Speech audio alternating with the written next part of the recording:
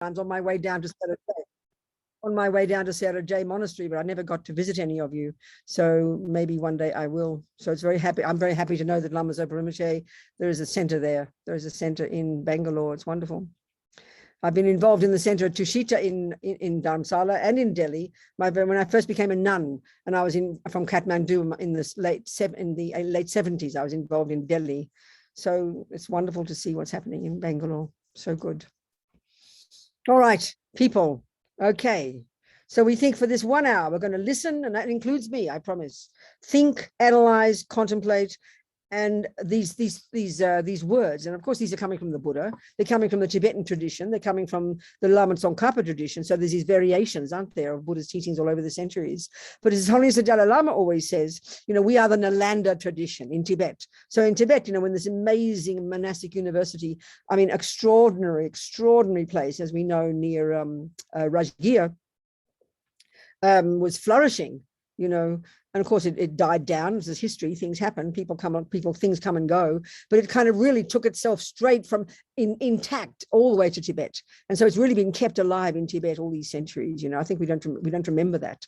But the amazing system that was in India, you genius Indians, I tell you, we know nothing about you Indians in the arrogant white European Western world. I tell you, we know only about Greece. We go back to Greece, the smarty pants Greeks, and the Indians leave everybody for dead. So you people, I don't think you realize half the time how amazing your past history is, certainly in relation to Buddhism and the thinkers before the Buddha. It was His Holiness the Dalai Lama who said, you amazing Indians, more than 3,000 years ago, who were the ones who began the investigation into the self.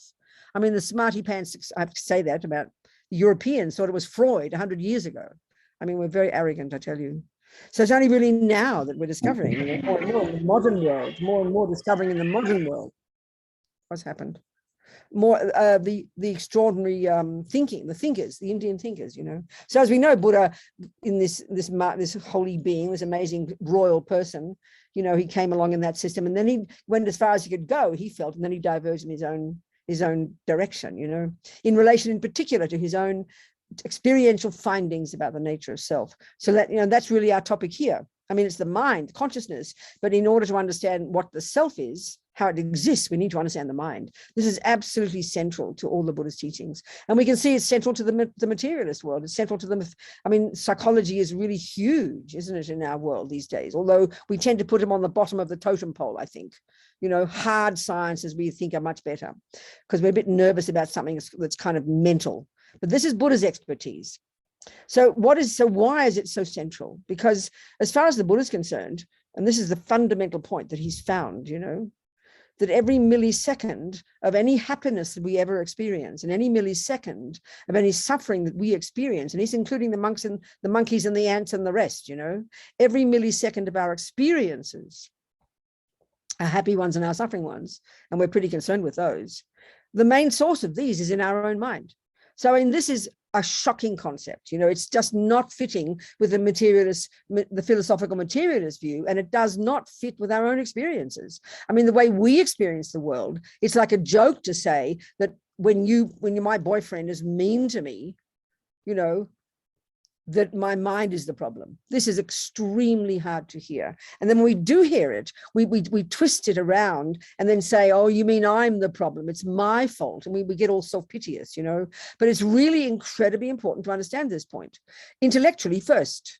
And this is something that's very interesting as well, I think we mystify spiritual experiences.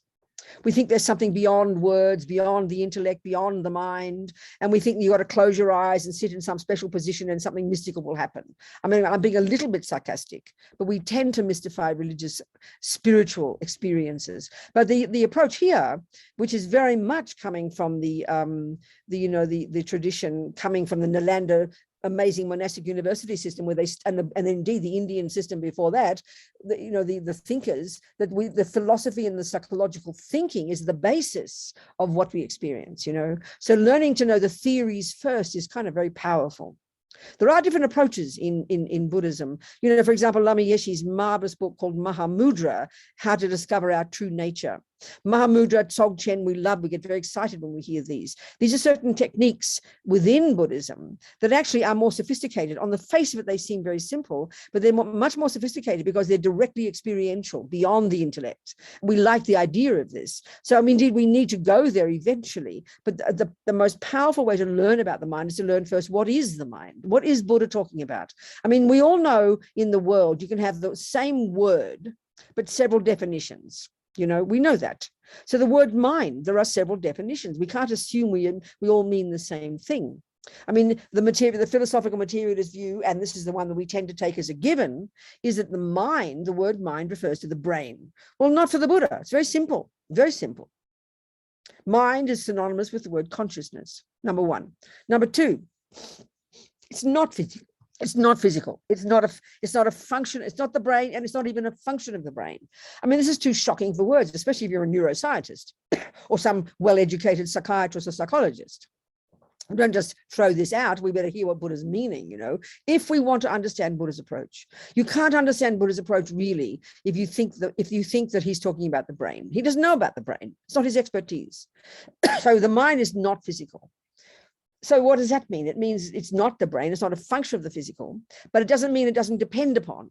So, you know, the Vajrayana model of the universe, the more sophisticated Buddhist teachings, they talk about we've got gross consciousness or mind, and we've got a gross body, this bag of bones right here, and they're inextricably linked. So it doesn't argue that the brain doesn't have a role. It's just a question of understanding how to talk about it, how to put these ideas together. We've got this subtler consciousness and subtle physical energy, and this is very similar to the Hindu systems, the tantric systems, as well as the Tibetan medical one, as well as the similar to the Chinese system. We've got these subtle physical energies linked to our subtle mind, subtler level of mind, and then we've got very subtle consciousness, and indeed very subtle physical energy, and it's dealt with in great depth in the literature, you know. So here we're just discussing then, okay, mind is not physical, your thought. And so what does the word mind refer to? Well, it refers to the entire spectrum of your inner being or your thoughts, intellect up here, what we think of up here, you know, intellect, feelings, the stuff here, which we're very involved with, emotions, feelings, unconscious, subconscious, instinct, intuition, this entire spectrum of our inner being. That's your mind, that's your consciousness. So it's marvelous that these days there is so much meeting of minds on these topics. I know when I was editing the book of Lama Zopa Rinpoche's, which is a really marvelous book, and I do recommend you get it, called How to Face Death Without Fear. It's a handbook, basically. And it's really to help. It's geared. It's addressed to how to help our loved ones. You know, dealing with sickness and death, getting close to death and the time of death. So of course we're dealing with the death process is absolutely crucial to understand. And this is from the Vajrayana model. And it's basically what death is this gradual deconstruction of the physical and mental components of a person. So there's all sorts of meditations we can do, and there's ways of becoming familiar with this process, of course, because as we know, if we're Buddhists, we're talking about our consciousness being not physical and carrying on to a future life. So we need to know how to navigate death. Well, I know while I was editing that book, I read a book by an American medical journalist called Nick Teresi, and he's a very funny fellow, and his expertise is death in the materialist world, you know.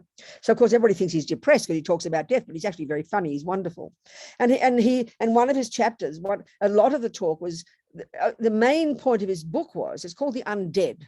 It's not about zombies. It's because of all the contradictions and problems and obstacles now in the modern world in relation to the business of taking organs, farming, you know, what do you call it? Giving your organ after you've died, because suddenly the things that we've known for centuries around all the world in all the different cultures are always reports, aren't there, of people coming back to life, quote unquote, after they've been considered dead, people knocking on their coffin. Even in the Victorian times, I've heard that people in England would put a little bell in their coffin. Excuse me, I'm not dead yet, kindly let me out. I mean, we sort of joke about these things, and we can't deal with it in the materialist view, because we know perfectly well if the brain has stopped, you're not positing anything else. So it's really becoming a puzzle, and it's becoming quite an obstacle. And he had a whole chapter, for example, on people having out-of-body experiences. He has no view about this himself, but he's reporting experiences. So these can be perfectly explained in the Buddhist model. But what was interesting, one doctor in this business he quoted him as saying, I can now say with certainty that consciousness is not a function of the brain. I don't know what it is, but this much I can say. So it's marvelous having all these meetings and conversations, and people forced, all of us forced to look at our assumptions of what we think is right and what we think is wrong, what we think is true, you know. So anyway, the Buddha's view, not physical. It's the mind and consciousness, these are synonymous.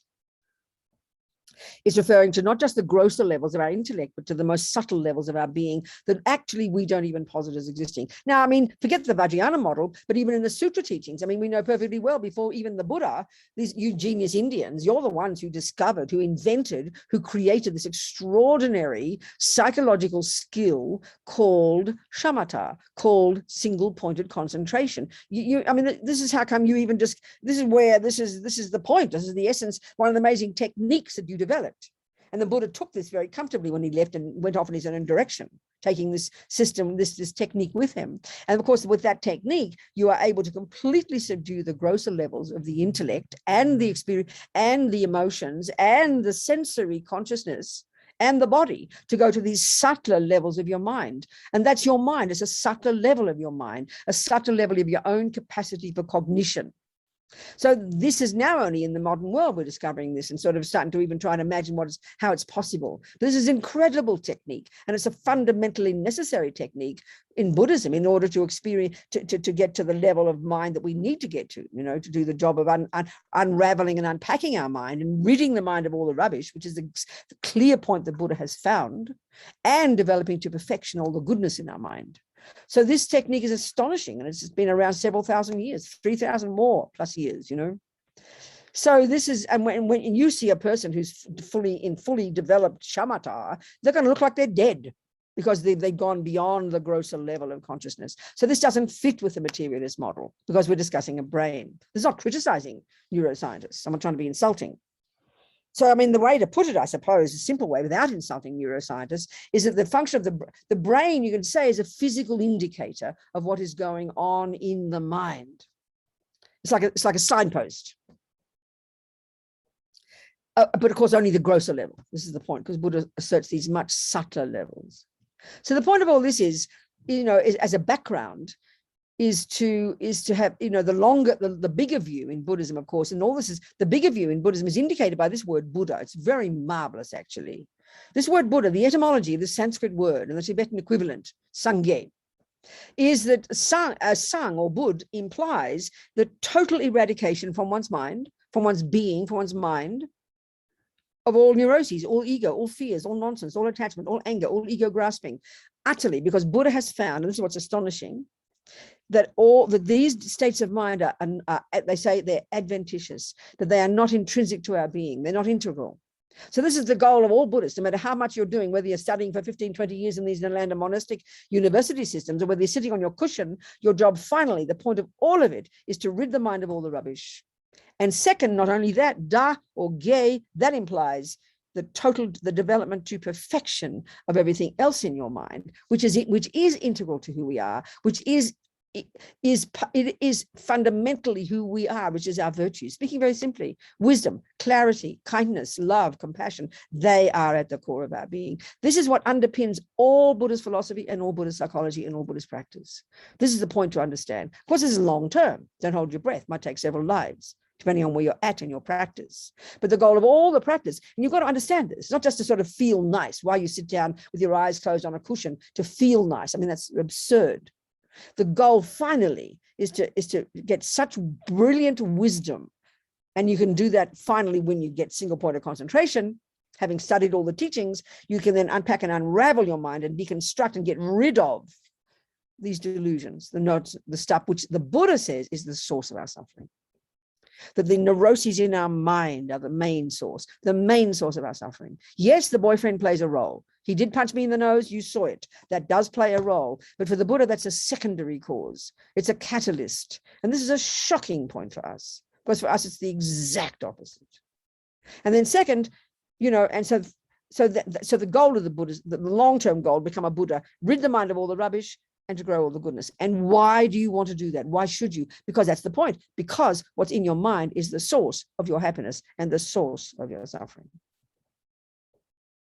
So, you know, Buddhism, you can say, is you know, it's it's packaged in different ways. We can present it in different ways. And one way with certainty, it's a system for getting happy and stopping suffering. That we like. We like the idea. It's also a system for getting wisdom and stopping ignorance. I'm not sure about that. That sounds kind of boring. But what's interesting is the method to stop suffering and get happiness is to stop ignorance and get wisdom. That's a fact. And that's kind of interesting point. And that's something I think is really not how we think in the modern world. We know very well, you can have a genius thinker, a brilliant technician, a brilliant IT person, a brilliant scientist who's got wisdom, in other words, as we understand wisdom, but they can still go home and beat up their husband because we don't relate wisdom to morality and ethics and happiness. But this is the Buddha's point. So it's crucial to understand the relationship between happiness, wisdom, and ethics. Ethics is fundamental. Another way of presenting the entirety of Buddhism is a system of ethics. They're all related. And this is really very fascinating because I think we struggle to put these different areas together in our own lives, you know.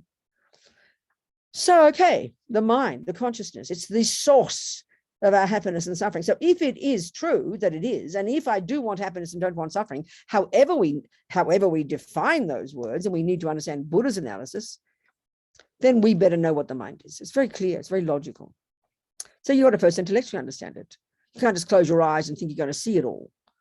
I mean, that's like looking at a garden and thinking that suddenly botany will reveal itself to you. No, it won't. You've got to go study the books first. Then you look at the garden and your looking is informed with wisdom. Same with your mind. And this is one of the biggest mistakes, I think, in the modern world. We just think there's something sort of mysterious about sitting on a cushion with your eyes closed. I mean, it's like embarrassingly absurd to think that somehow meditation in its nature is something mystical. No, I mean, it's just it's a series of formal techniques that enable you to learn to become in charge of your mind, so you can learn to unpack and unravel it and change it. It's really hard work. So you've got to start with some theories first. You can be mindful of what's in your garden for 57 years. You can look at your garden perfectly every day for 1 hour with perfect concentration, and you can even memorize it and even do a drawing of it. But what good is that unless you know what you're seeing with your mindfulness? You can't look at your mind and you can become very peaceful. And that's very nice. We need to be peaceful. But if we don't understand what we're seeing, we don't have names for what's there. If you can't identify a weed from a herb, what is the point of being mindful? It's just a stupidity. It's idiocy. So we need to inform our mindfulness with wisdom. We need to know what we're seeing in the mind. So learn first the theories. This is how we learn everything. We're very good at this.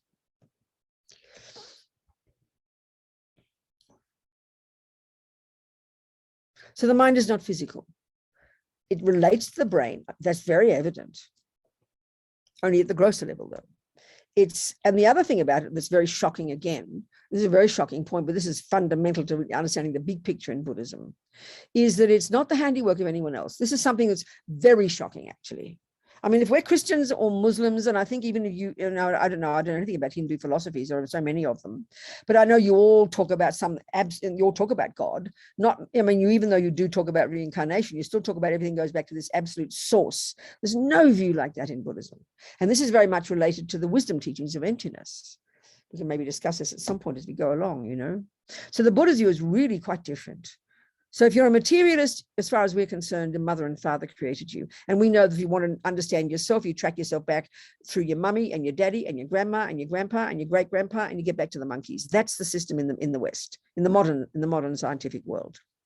No problem with the body. Mummy and daddy did give us a body, genes, DNA, all of this. Yes, they did, but it ain't your mind, baby. They don't give you love and compassion and psychosis and sainthood. And they don't come from a creator. You can't track yourself back to a source. We all want a first moment. This is part of the view, about dependent arising, how things exist. We all have an instinctive view of not dependent arising. We all have an instinctive view of some big, absolute big bang first moment. We call it God, we call it whatever you want to call it. You know, Buddha does not have that view. That's where he diverged from the other Indian views. So where does the mind come from then? Where do I come from, we'll say? Well, where does everything come from? You know, I remember that His Holiness, with all his marvelous discussions with all the scientists, you know, I'm paraphrasing here. Big Bang, he said, no problem. just not the first Big Bang, that's all. We all want to go back to a first moment. When we go to our therapist, where did my suffering begin? So we go back with the therapist looking like for a needle in a haystack, looking for what happened when I was 2.5 or 7 or 4. Ha ha, that's when it all started. We all want a first moment. It's irrational, Buddha says. It's not logical. It's not logical. The process of cause and effect means you can't have a first cause. I mean, I know in the Christian teaching, the Catholics, for example, I was a Catholic, you know, there are these serious philosophical teachings about how to showing how there can be a first cause, capital F, capital C, God, not for the Buddha. He's not being argumentative. He just says it's not a possibility. It's not feasible. This is all the teachings about emptiness, actually. So where does your mind come from? Well, you know, this moment, think of your mind as a river of mental moments, not some static thing in your brain. It's a river of mental moments. This moment of my thoughts and feelings and emotions come from the very millisecond before this. And that second came before that. And that's before that. So it's a river of mental moments. You track them back and you go back. If you had perfect memory, you go back to the first second in conception, when the egg and the sperm came together.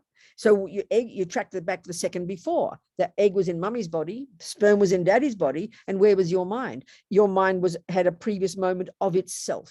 It's a continuity of mental moments. And a few weeks before that, before conception in your mother's womb or your mother's fallopian tube or wherever, your mind was in a previous body and a previous body. So of course we keep going, well, where did it begin? We're determined there has to be a first moment. You won't find one, Buddha says. Not because you can't see it, but there isn't one. Why? Because whatever exists now, matter as well as mind, they are beginningless. They have to be, if you posit cause and effect. And of course, it's the craziest idea for our heads. We can't handle this weird concept. You mean my mind is beginningless? You mean the universes are beginningless? Well, yes, logically, there's no choice, Buddha says. So your mind's not physical. It is not the handiwork of another person. This is the weirdest concept of the Buddha. This is really too weird for words, that your love and compassion and goodness and badness can actually be transferred from another person to you. It's the wackiest, strangest idea. And the more you work with the Buddhist views, if you choose to, and try to be a Buddhist, the more strange it sounds. So what's the implication of this? This is the most marvelous point. That my mind is mine, my anger is mine, my love is mine, my goodness is mine. And then you start to own it. Because one of the consequences of this view that I come from someone else is that I'm this innocent victim. Look at us. I didn't ask to get born. And we're looking out there all the time for whose fault it is. His fault, her fault, their fault. It's everybody else's, including for our happiness. You know, you blame your boyfriend for your suffering and you blame your boyfriend for your happiness. So this is a really demented view, you know, this is opposite to reality, Buddha says. This is subtle stuff, you know. So your mind is not physical. It does not come from mommy, daddy. It is not a function of your brain. It's got much more subtle levels and it can be developed to perfection. That's the essence. Now you can ask me some questions. Come on, anything you like, I don't care. Thank you so much, Venerable. So again, if you want to ask any questions, you can raise your hand via reactions and I'll unmute you because I've taken away that power to unmute right now because there was noise. Anything at all, just start the ball rolling, start a conversation going. So there's B asking to unmute. And there's Subhashini wants to talk to me. Yeah, I wanted to talk. Good, talk to me. You made 2 points, though you speak very, very fast. No, it's true. I'm sorry. I do. I know. I have this anxiety to speak up as much as I can. No, I have myself been a teacher, so you know. Yes. But the main thing is that the 2 points that you made, yes, which are interesting. One is you talk to wisdom as if wisdom is something which is unrelated to other issues, the mind, for instance. I don't mean it like that, but please tell me your question. Please tell me your thought, and I will clarify what I meant. Okay, the question is that when you keep using the word wisdom in the Buddhist context, it is equated with wisdom realizing emptiness. No, I'm talking, that's a very good point. Thank you. That's the final wisdom. And when I say the word wisdom, I'm really meaning in the simplest way, being in touch with how things exist. 1 + 1 is 1 + 1 is 2, that's wisdom. 1 + 1 is 3, that's ignorance. I'm talking in the simplest way, not some grand level, not even the final level. But yes, indeed, the final level of wisdom, which is the subtlest wisdom, when all the other ignorances have gone from our mind, the misconceptions have been removed, we then see finally how things exist. But I mean it in a very general way about being in touch with reality. And that's a key way of describing why we suffer. The Buddha's point is, and I want to go into this, that the function of all the unhappy states of mind, like attachment and anger, for example, one of their key functions is they cause us to not be in sync with how things exist. That's why we suffer. You also commented on the fact about the mind. Yes. And how the mind, in some ways linked with the brain and yet not linked with the brain. No, so no, forgive me. Yes, please ask the question. Let me just finish what I have to say. Yes, I beg your pardon. Yes, yes. So in that context, there is a kind of an ambivalence. It's not from the brain, but yet there is some connection with the brain. So this is a bit, confusing. Okay. Shall I answer that point now? Yeah, please do. Okay. The Buddha's point is that we have the body, including a brain. We have a body. You cannot argue that we can't argue with that. And then we also, though, have an added component that is not physical, that the Buddha would refer to as the mind and the consciousness, that is inextricably linked. So we've got grosser level and a subtler level. So at the grosser level, which especially means our sensory consciousness and the way we function in day to day, that the love, for example, anger, for example, eye consciousness, for example, they are states of mind which are not physical, but they exist in dependence upon the existence of an eyeball and the nerves and the brain. So you can't separate them, but they're separate. The body and the mind are separate, but they're inextricably linked. So that's not meant to be so that's the same at a subtler level. They talk about how we have subtle consciousness and subtle physical energy. They are inextricably linked. So in other words, eye consciousness for the Buddha is the capacity of my mind, which is not physical, to cognize something, but it can't possibly function unless there is a physical eyeball. That's the way of saying it. Does that make sense?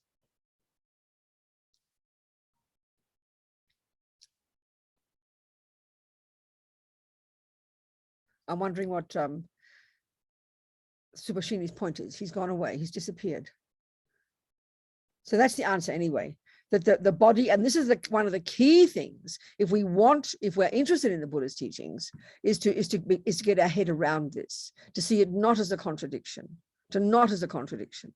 but to see it, to understand the function of mind and its relationship with the physical. So yes, Anuradha, yes. Happy to see you. You have your hand up. Yeah.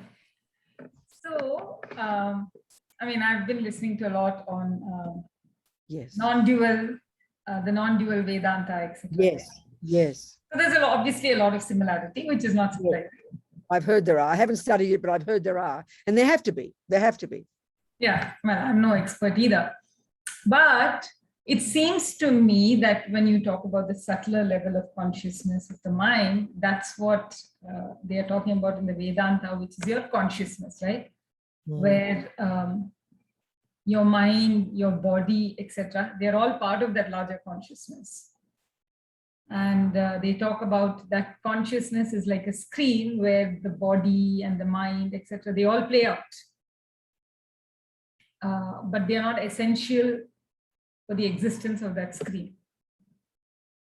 This is a very different way of talking. It's not the Buddhist way at all. No, I understand. I understand. Yes. But the question it seems to me like it's not really different. I mean, in that the underlying consciousness is what both talk about. Right? So the question is. No, there's no question. Just a comment. I mean, I understand the where the difference lies. Oh, I see. I think I couldn't even. I think we can't even begin to go into the differences here. I'm not qualified to do that. But I mean, if it seems something similar for you, that's fantastic. So let's just keep it to my area of expertise, which is to talk a little bit about. Especially, I want to start talking about the states of mind, you know, and really to try and see it in an experiential way, how we can put this into practice. I really can't begin to answer those points. I'm not qualified. I haven't studied anything about other systems apart from a little bit about Buddhism, I'm afraid.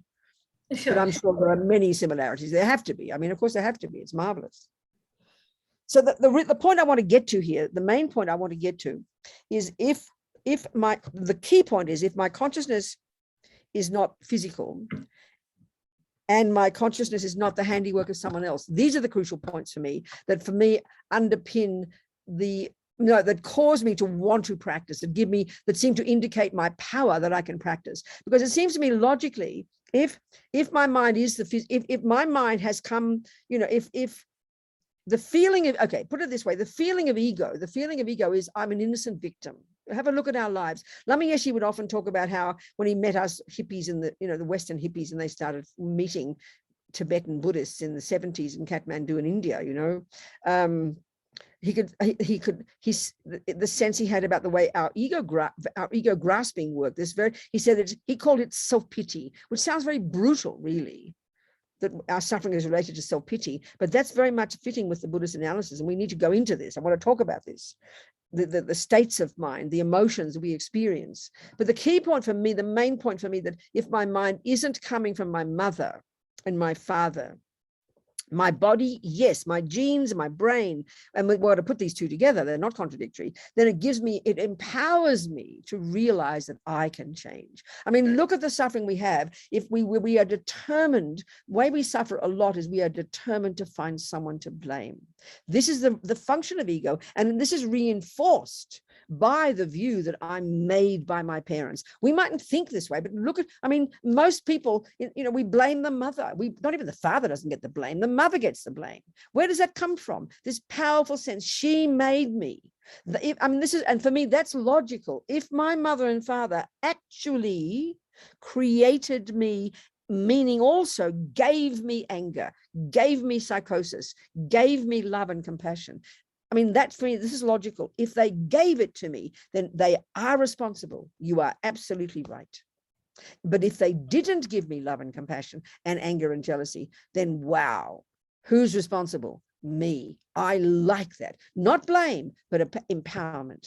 That for me comes, and that's where the Buddhist view of karma comes in. The Indian view of karma, come on, please, well before the Buddha, that we are, Dalai Lama calls it self-creation.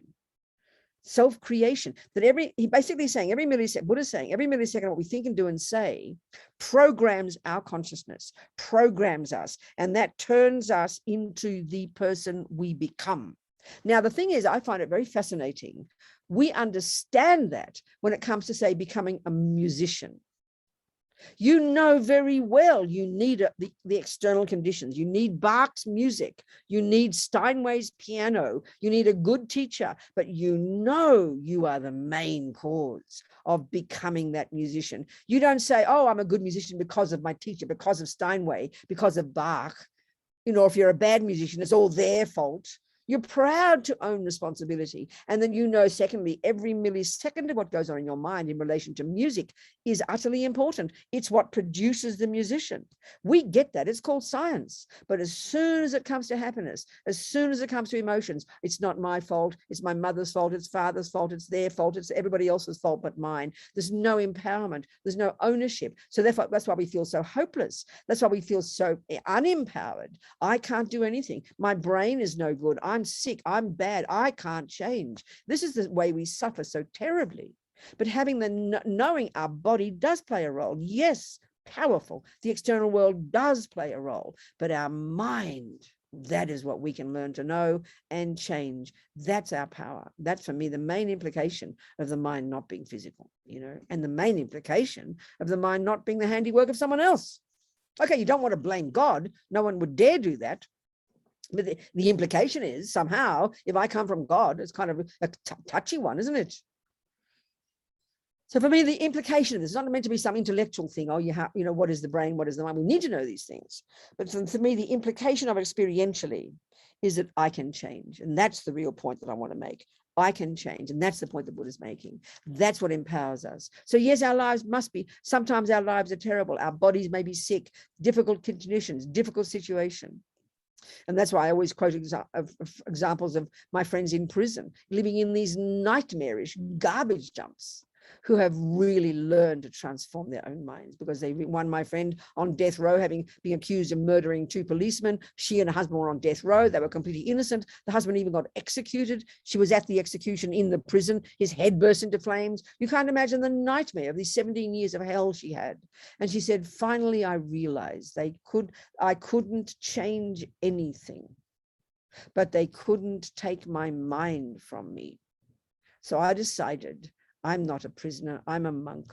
I'm not in a cell, I'm in a cave. So she learned to navigate this nightmare, to keep her mind sane. She did yoga. She wasn't a Buddhist. She did yoga. She was just this humble, amazing, powerful person. So she came out of prison 17 years later, not out of her brain with insanity, like many people do.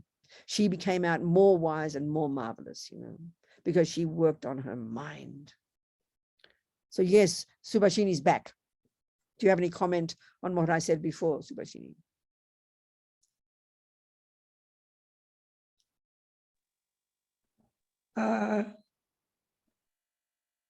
Sorry. I answered your point before, but I think you disappeared. I don't know if you heard my answer. Was it satisfactory for you? You see, you've been talking about blaming your mother or your parents or whatever else. But that is very much a Western viewpoint.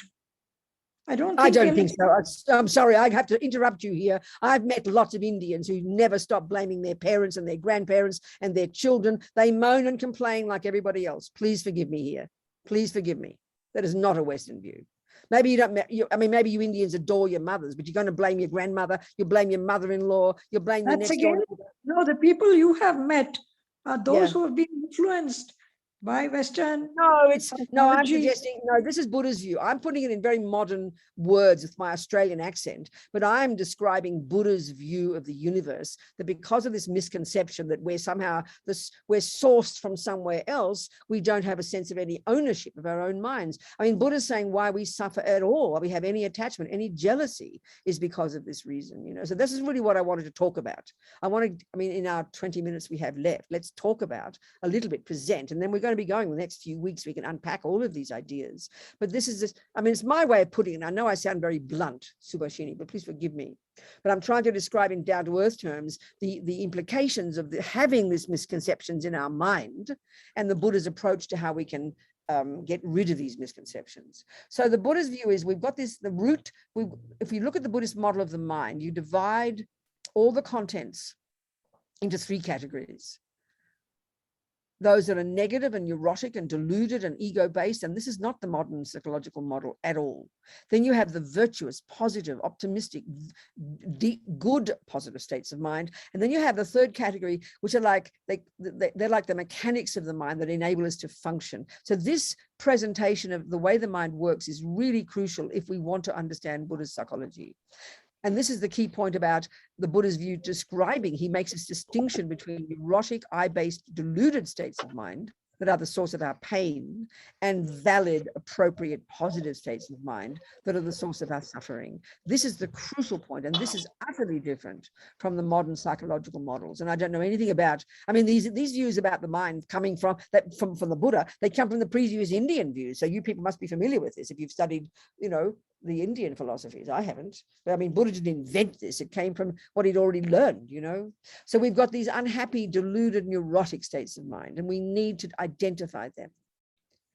We need to identify. So the root delusion, they call it the root neurosis, the root delusion is this primordial sense of a self, the concrete sense of self. And that's where Buddha diverged in his own direction, in relation specifically, and that's of course where the teachings about emptiness come in, and this is where surely absolutely similar to the non-dual teachings and so on and so forth. So the root delusion, the subtlest one, the one such that such that we can't rid our mind of that until we've got shamatha, until we've done masses of meditation. It's only then we can uproot that one. But on the basis of this, we've got attachment. Someone's got their thing on. Can you tell me to turn it Hi, on? yeah, actually. Okay, thanks, darling. It's okay. So we've got the three. Buddha talks about the three poisons. It sounds kind of cute, but it's really quite profound, and they're the root of all the other unhappy states of mind. So we've got this strong sense of self, which it causes us to be bereft, lonely, and it's totally fear-based. Then on the basis of this is this massive emotional hunger, this attachment to get what that supposed I wants. And that virtually runs the show. According to the Four Noble Truths, Buddha's teachings, this effectively is the main cause of suffering in daily life. And this is a big shock to us. This is not fitting with the modern psychological views, you know.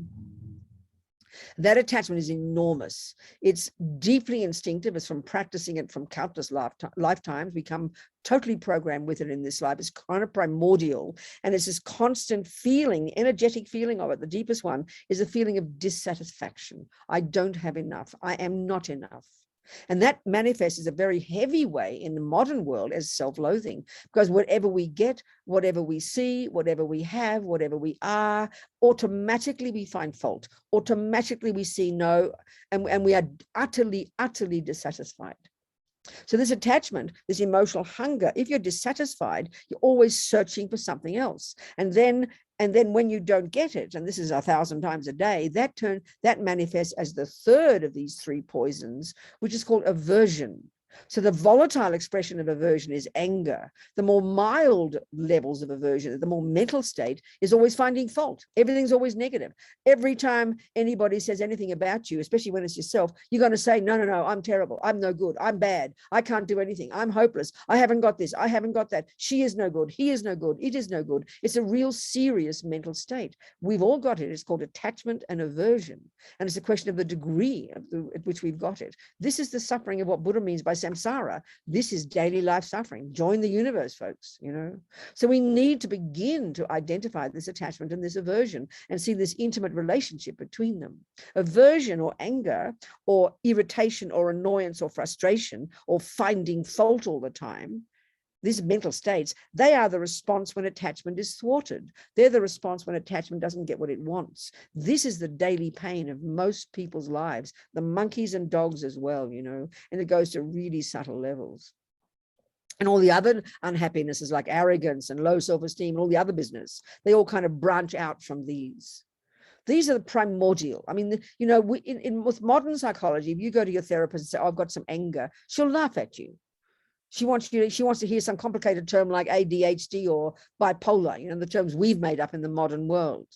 But this is Buddha's unit. It's been around for several thousand years, and before that, the ones before that.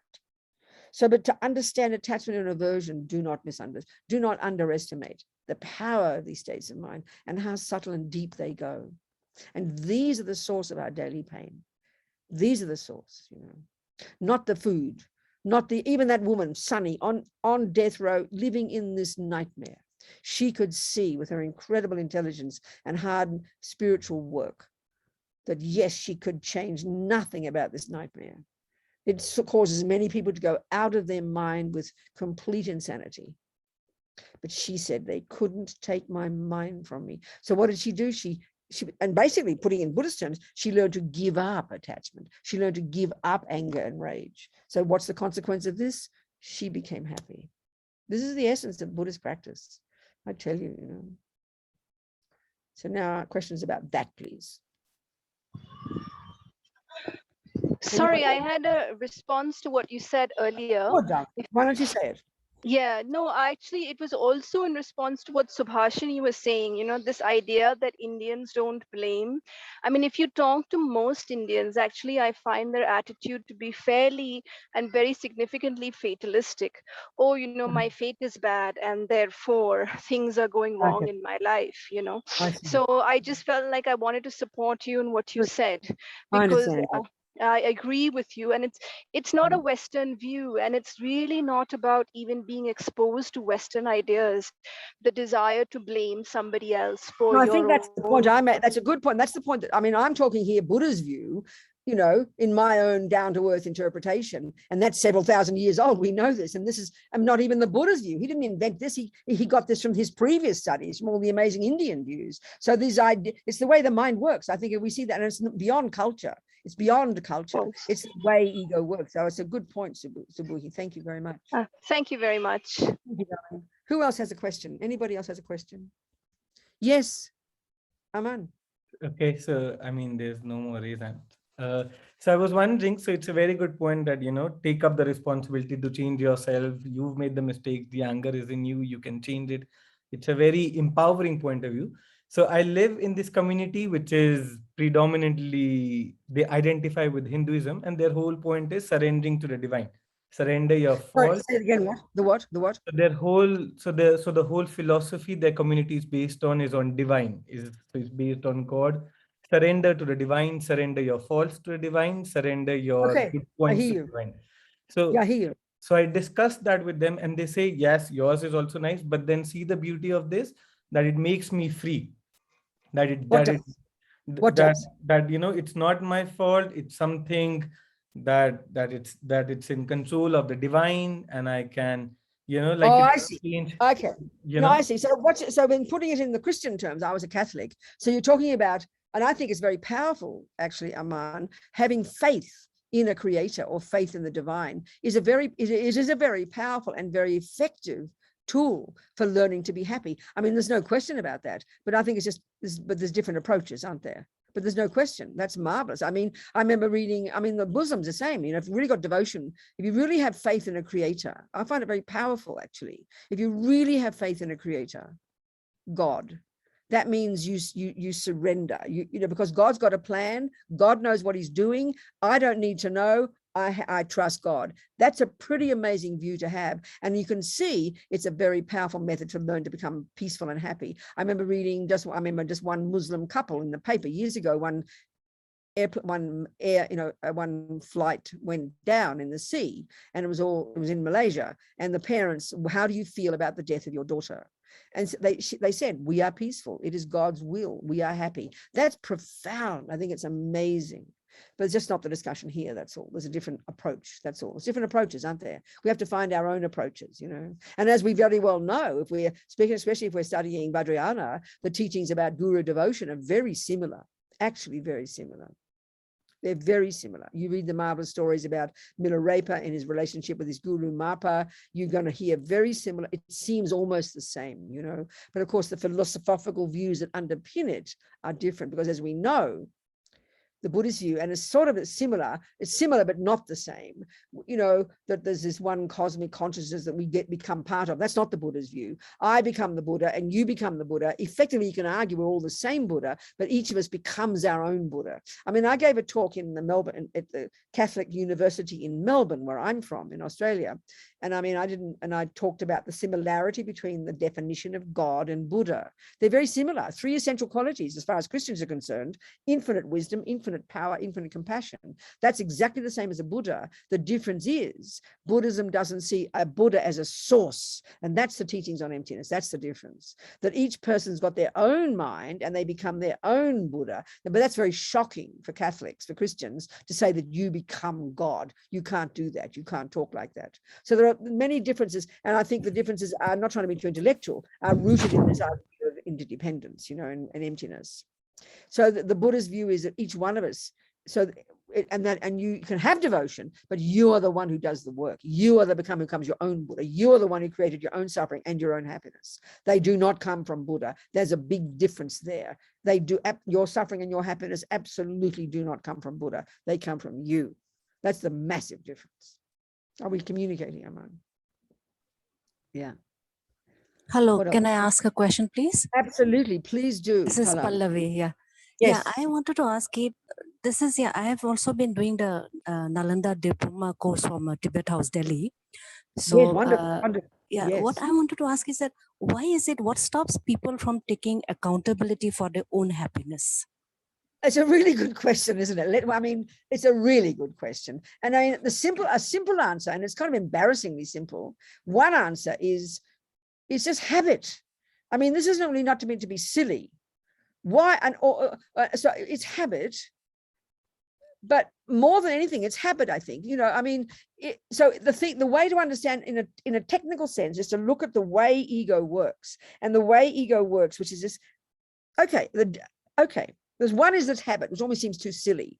Sort of, why are there weeds in my garden? And why are there not more flowers? Another answer is because you've allowed the weeds to grow. They've become a bigger habit than your flowers. But let's look into the character of the weeds and the character of the flowers. And this is the interesting point that I think is quite hard for us to see when we start to look into the way ego grasping, the root delusion, works.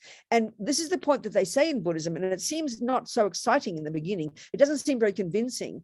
But the key function of ego grasping, the root delusion, and all the delusions that come from that, like attachment and anger and the rest, their key characteristic is that they are misconceptions.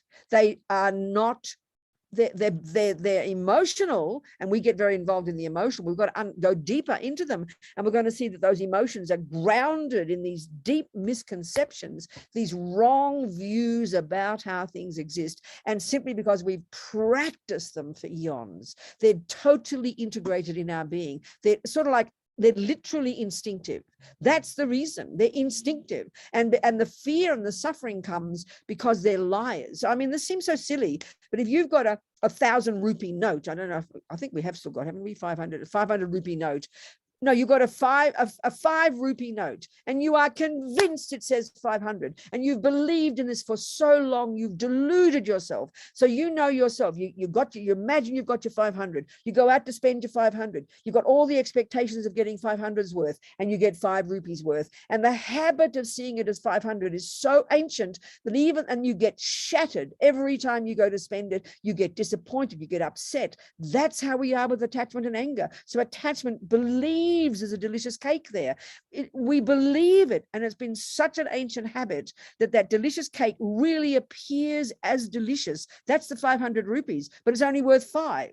But we've seen it as so delicious for so long. And every single day we have all the expectations of what that cake's going to do for us. We put it in the mouth, and then 4 pieces later, I want to vomit, and we got disappointed again. So it's just habit, ancient eons of habit of believing in the lies that our mind tells us. That's the way that the lamas say it. And they say that, and that's why Lama Zopa says, you know, a powerful practice.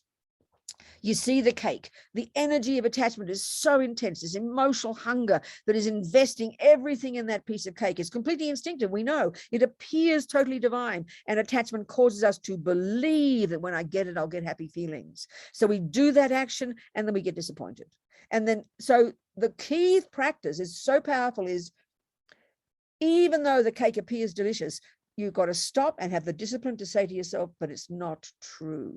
It's not 500 rupees. I see 500. It is not 500 rupees. So even if bad enough, as Lama Zopa says, that we see things wrongly, but the worst thing is we believe they're true. So a powerful practice is to stop believing in attachment. Stop believing. You're angry with your sister. You're so upset. You're so full of emotion, and you have to stop yourself.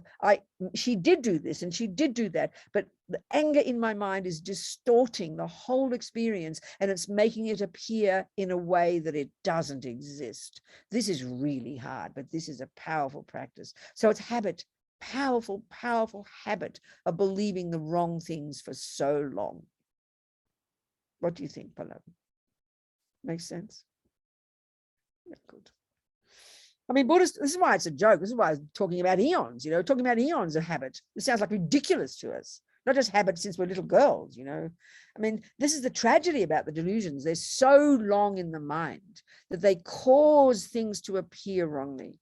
Bad enough they appear wrongly, but the worst thing, and this is what Lama Zopa says, bad enough they appear wrongly to us, the cake, the boyfriend, the sister, the 5 rupee note.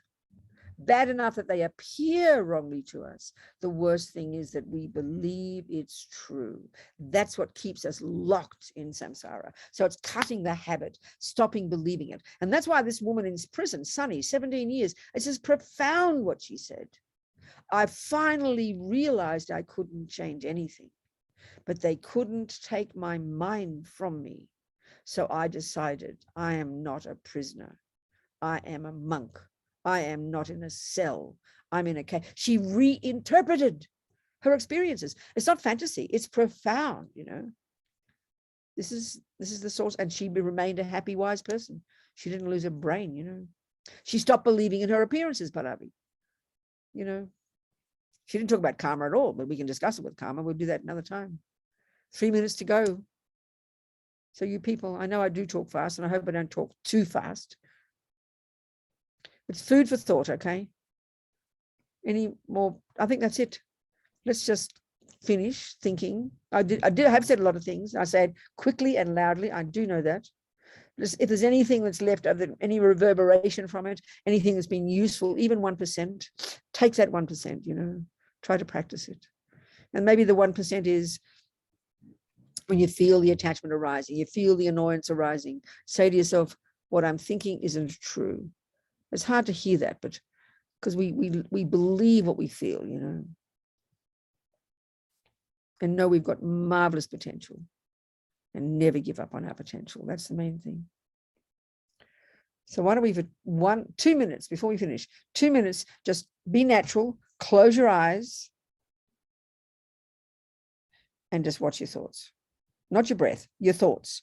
No assessment, no analysis, no labeling, just attempt to pay attention to whatever arises in your mind.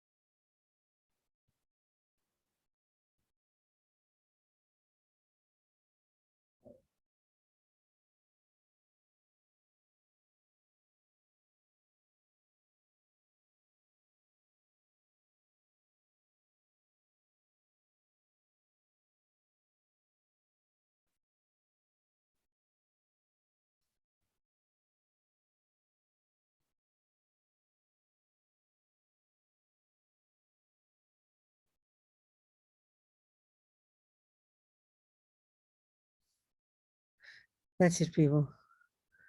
That's it, sweethearts. Dear kind people, thank you so much. So happy to see you all. So you're going to move towards bed slowly and do your practice, and I'm going to move towards breakfast. Okay? Venerable, thank you so much. It was beautiful. There was a comment which said in the beginning, I'm astounded not because the concept is new, but because it's been so simply put. I think it just summarizes It's so important. I know it's so important to bring it all down to earth, isn't it? Make this stuff real for our lives. Let's just do that. So I look forward to seeing you all next Sunday. Next Sunday. We have a very exciting topic next Sunday, which is on love and relationships. So Oh, everyone, good.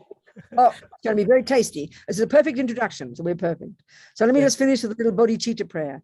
Jangchob semchog rinpoche ma ke panam ke guchig ke panyampa me payang gong ne gong du pelba sho. That's it. Thank you so much, everybody. Much love. Thank you. Thank you. See you next Sunday. Thank you. Okay, everyone, thank you so much. I'll see you next Sunday. Same Zoom link at 8 p.m. We're talking about love and relationships. I don't know what Venerable will speak on that, but everyone with broken hearts, most welcome. I'll see you next Sunday, 8 p.m. Thank you, everyone. Bye. Yeah, and if you want to know anything about us, or if you would want to donate, you can write to us at info@cksl.in, or you can go to our site cksl.in. Okay. Thank you so much, everyone. See you next Sunday. Very nice to have you guys. Bye.